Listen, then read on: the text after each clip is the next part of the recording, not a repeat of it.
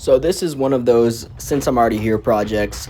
We have the heater still in the car. I've honestly never plugged it in and don't know if it works. So I got a plate and some bolts, and we're gonna pull the heater out and do a heater delete plate.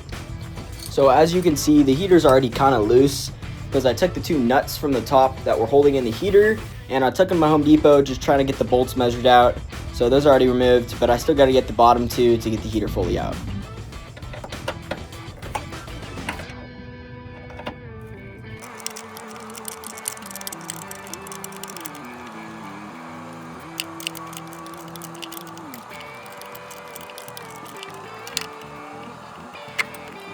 Now that I got those two bottom nuts out, all four of the heater nuts that hold in the heater are out. So the heater should just slide right out, and there's no coolant hoses attached to it because I cut those off a long time ago when I did the heater delete.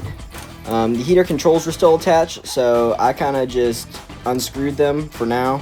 I'm just going to leave them in the car, but just not have them attached to anything. Now with the heater out, you can see right into the cabin, and that's why we're making this heater delete plate, to kind of cover up that giant hole that shows right into the cabin from the engine bay.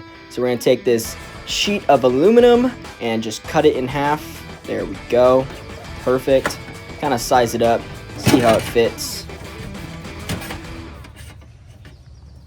Something like that. Now that we have it sized up and know it's kind of the general size I want it to be, I'm just going to tape it to kind of where I want it to be, step back and look at it, and just kind of make sure it's in the right spot. So this is pretty much the general idea I had of what I wanted, just a plate to block off that giant hole, and then I'm going to go in from the back with a Sharpie and mark off the bolt holes so that I can drill them out and just kind of put a nut and bolt through the holes, so I don't have to make any additional holes in the firewall. And if I eventually want to put the heater back in, I can just throw the heater back in and not have to worry about covering up any other holes.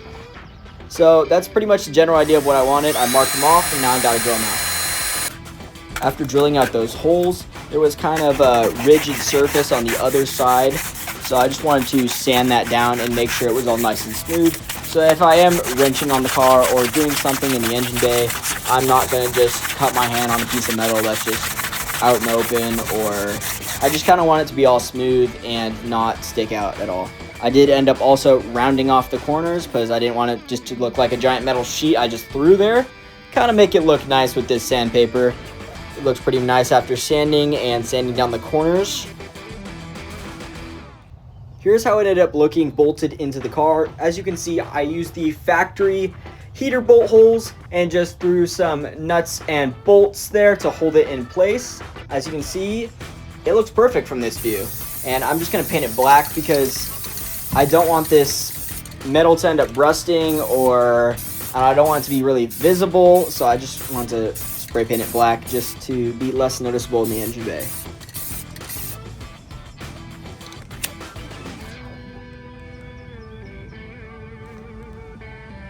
And with the paint all dry, it blends in perfectly. This is pretty much exactly how I wanted it. It's not going to be noticeable with the engine in the way, and it looks perfect from up above. Let me know in the comments if you think I should have painted it or not. I honestly kind of like it painted because you're not going to notice it. And I do want to put some RTV behind it, some gasket maker, just to kind of make it fully weatherproof. But that's the update on the car for now.